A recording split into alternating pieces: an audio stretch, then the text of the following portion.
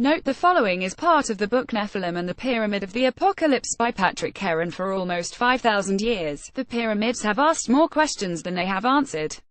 Many books have been written in which have uncovered incredible facts concerning their construction and their astronomical qualities. We have learned that the pyramids of Giza are aligned with certain star constellations. It has also been discovered that other similar structures in Mexico and Cambodia also have astronomical significance. Adnamid Sense 160 by 600 Blue. The Great Pyramid of Giza consists of circa 2.3 million stone blocks weighing around 2.5 tons each. Some of the blocks weigh up to 50 tons. Yet despite the vast amount of blocks used, and the incredible weights involved, the mathematical accuracy of the layout of the building is breathtaking. Other such puzzling buildings scattered around the world pose the same questions. Who built them? How did they acquire such mathematical and astronomical knowledge, and what advanced technology did they use in the construction? To simply say the Egyptians built them is not a satisfactory answer. For if man began at the Stone Age, progressed to the Bronze and then to the Iron Age, then we have the oldest pyramids popping up somewhere between the Stone Age and the Bronze Age. This is akin to saying that at some point in time past, man invented the wheel. Sometime later, another made a cart. But in between the wheel and the cart we find a brand new Mercedes. This is a realistic comparison when considering the construction of the pyramids. Despite all the recent books written about them, the pyramids remain a conundrum wrapped in an enigma and surrounded by a paradox. Yes, these authors have discovered and charted their astronomical significance. They have unearthed their geometric alignments and mathematical accuracies. And the conclusion they have reached is that some lost civilization, a race of advanced people, were responsible for these mammoth edifices. But all these writers have one thing in common. They have failed to inform us as to who these people were and from whence they derived their knowledge and skills. When one or two of these esteemed authors hazard a guess as to who these mystery architects and builders may have been, their speculations amount to little more than sand castles built on the tidal reach of eternity. It is my contention that the evidence advanced in this volume will provide satisfactory answers to all these questions. Buried in ancient Hebrew texts, undiscovered and largely ignored by scholars, lies a wealth of information about a mysterious cabal and little-known race of people called the Nephilim. In the first part of this volume, I have provided a detailed study of this unknown race, showing who they were, where they came from, where they acquired their mathematical and astronomical knowledge, how they possessed the strength to construct these huge buildings, why they chose the pyramid's shape, why they align with celestial bodies, where they went. In the second part of this book, I have shown how these same age-old pyramids portend a future event. Analyzing again the ancient texts, I will provide an examination of the prophecies of the Book of Revelation and of the signs we are told would precede these imminent happenings. In doing so, we shall garner the necessary details and information whereby the reader will be able to audition the future.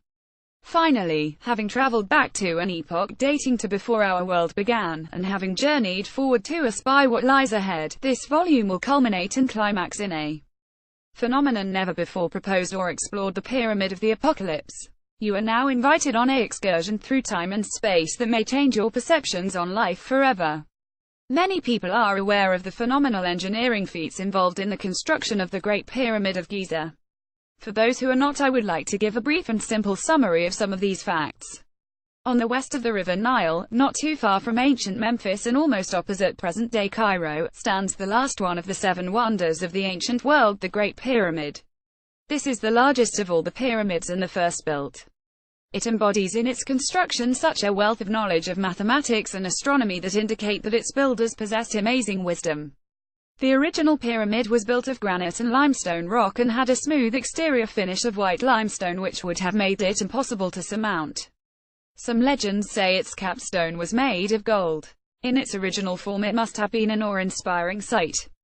But the passage of time and the wear and tear of countless storms have stripped away its limestone exterior and left us with what we have today. Now one can climb to the top, using the bricks as stairs, a feat which, in its initial form, would have been impossible. The esteemed architect and eschatologist, Clarence Larkin, made the following observations. The base of the Great Pyramid covers about 13 acres. It consists of approximately 2.3 million blocks of stone weighing around 2.5 tons each, some weighing up to 50 tons. Some huge granite blocks, weighing 100 tons, are situated within the pyramid structure at a height of 46 meters.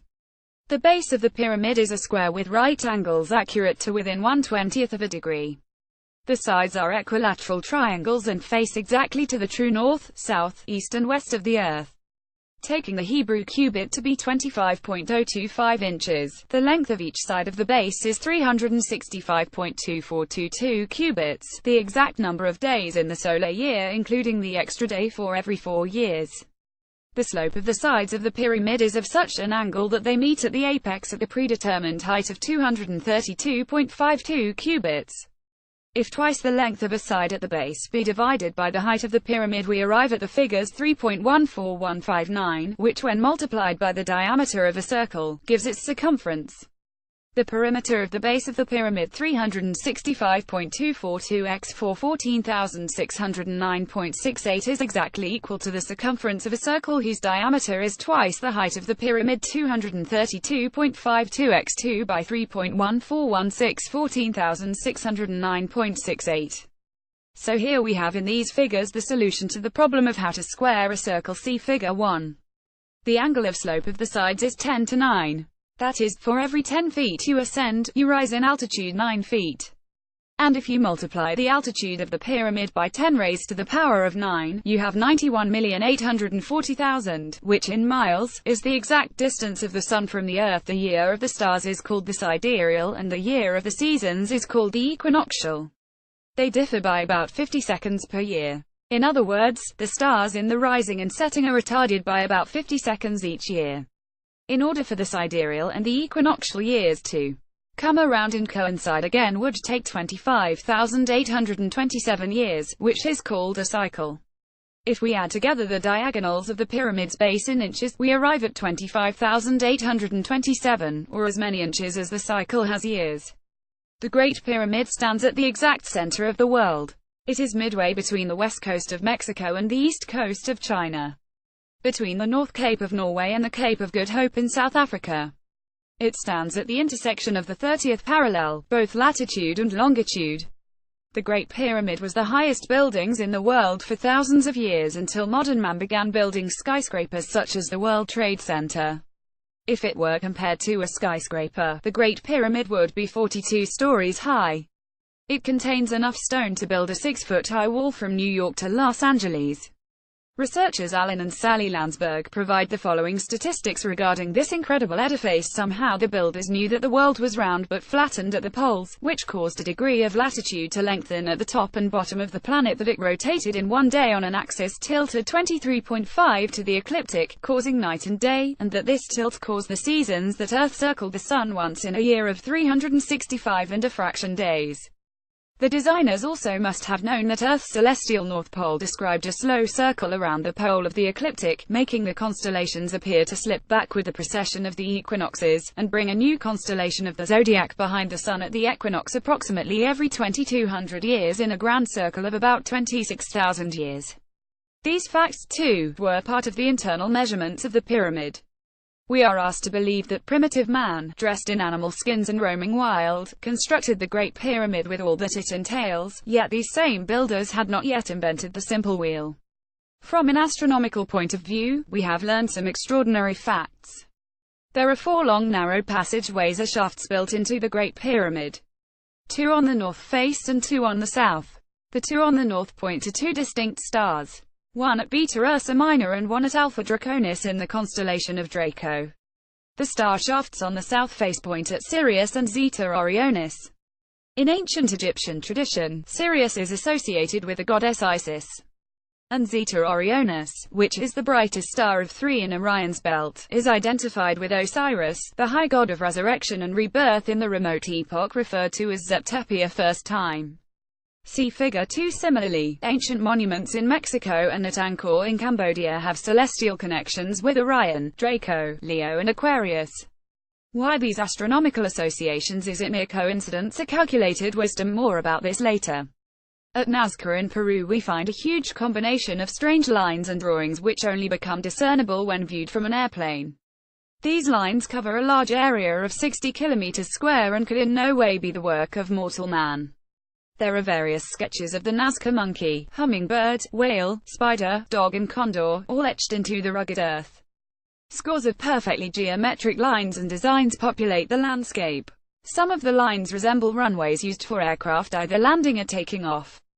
The longest of these lines measures almost 15 miles 23 kilometers. But what do they mean, where did they come from, and who made them? Again, the scholars and experts arrive at the same conclusion. They don't know. Speculation reigns. There is an ancient temple at Baalbek in Lebanon known as the Temple of Jupiter. Incorporated in the foundations are 3 huge cut stone blocks weighing 800 tons each. Not far away lies another gigantic stone block called the Stone of the South, weighing 1,000 tons. This is the combined weight of 3 747 jumbo jets. How did the builders cut such huge blocks, and, more to the point, how did they move them into place? Much has been chronicled regarding the building and astronomical parallels and mathematical qualities of the many monuments that populate the globe. Fine and learned scholars have mapped and measured these buildings and charted their celestial counterparts with minute precision. Many books containing the finer details of their construction and stellar configuration populate bookshops everywhere. In the interest of simplicity, I would refer the reader to consider these if further information is required. What message are these edifices relaying to us? Is there something we can learn from them that has so far eluded us? If the cold walls of these dumb monoliths could speak, what priceless information would they impart? Do they portend coming events? I believe they do. And we shall now endeavor to unveil the riddle of the pyramids by identifying the likely architects. Note the above article is part of the book Nephilim and the Pyramid of the Apocalypse by Patrick Heron. Article source greater than the Nephilim related books. Lost Book of Enoch, a comprehensive transliteration of the Forgotten Book of the Bible by Joseph B. Lumpkin. Nephilim and the Pyramid of the Apocalypse by Patrick Heron. Quotes from the Book of Enoch from the Apocrypha and Pseudepigrapha of the Old Testament. R. H. Charles, Oxford, The Clarendon Press, chapter 618:1. And it came to pass, when the children of men had multiplied, that in those days were born unto them beautiful and comely daughters. And the angels, the children of the heaven, saw and lusted after them, and said to one another, Come, let us choose us wives from among the children of men, 3, and beget us children. And Semjazer, who was the leader, said unto them, I fear ye will not, for indeed agree to do this deed, and I alone shall have to pay the penalty of a great sin. And they all answered him and said, Let us all swear an oath, and all bind ourselves by mutual imprecations. 5. Not to abandon this plan, but to do this thing. Then sware they all together and bound themselves. 6. By mutual imprecations upon it. And they were in all 200 who descended in the days of Jared on the summit of Mount Hermon, and they called it Mount Hermon, because they had sworn 7 and bound themselves by mutual imprecations upon it.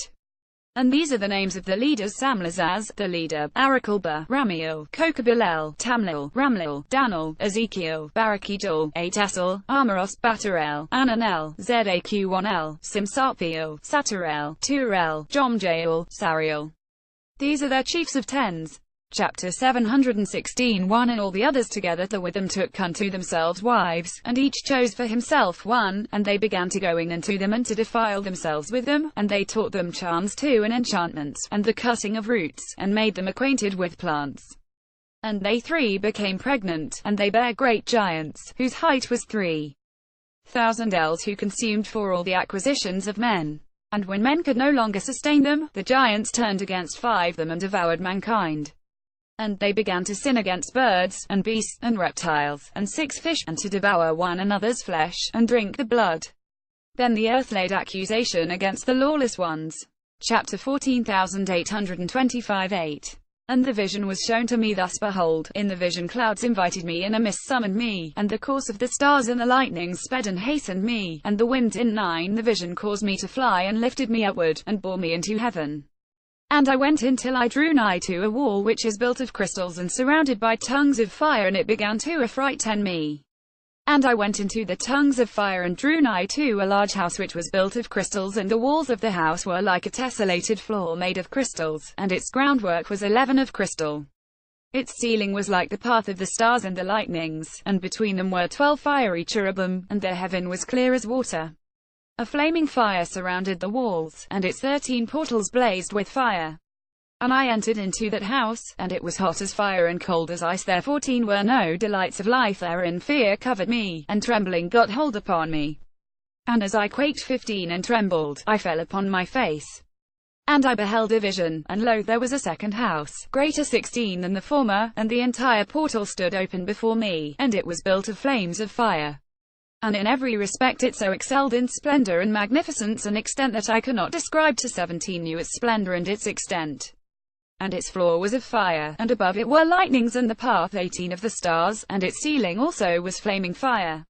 And I looked and saw therein a lofty throne, its appearance was as crystal, and the wheels thereof as the shining sun, and there was the vision of 19 cherubim.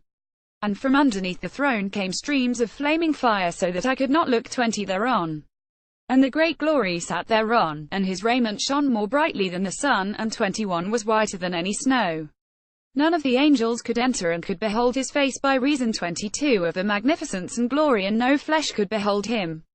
The flaming fire was round about him, and a great fire stood before him, and none around could draw nigh him. 10,000 times 23 10,000 stood before him, yet he needed no counselor. And the most holy ones who were 24 nigh to him did not leave by night nor depart from him. And until then I had been prostrate on my face, trembling, and the Lord called me with his own mouth, and said to me, Come hither, 25 Enoch, and hear my word. And one of the holy ones came to me and waked me, and he made me rise up and approach the door, and I bowed my face downwards. Chapter 17 18:1 And they took and brought me to a place in which those who were there were like flaming fire, 2 And, when they wished, they appeared as men. And they brought me to the place of darkness, and to a mountain the point of whose summit reached to heaven. And I saw the places of the luminaries and the treasuries of the stars and of the thunder, and in the uttermost depths, where were 4 a fiery bow and arrows and their quiver, and a fiery sword and all the lightnings. And they took 5 me to the living waters, and to the fire of the west, which receives every setting of the sun. And I came to a river of fire, in which the fire flows like water, and discharges itself into the great sea towards 6 the west. I saw the great rivers, and came to the great river, and to the great darkness, and went 7 to the place where no flesh walks. I saw the mountains of the darkness of winter, and the place 8 whence all the waters of the deep flow. I saw the mouths of all the rivers of the earth, and the mouth of the deep. Chapter 19 13:1 And Uriel said to me, Here shall stand the angels who have connected themselves with women, and their spirits assuming many different forms are defiling mankind, and shall lead them astray into sacrificing to demons as gods. Here shall they stand, till the day of the great judgment, into which they shall be judged till they are made an end of. And the women also of the angels who 3 went astray shall become sirens. And I, Enoch, alone saw the vision, the ends of all things, and no man shall see as I have seen. The above quotations regarding the Nephilim seem to be more clear now than centuries ago due to current state of advanced technology possible described in these ancient writings.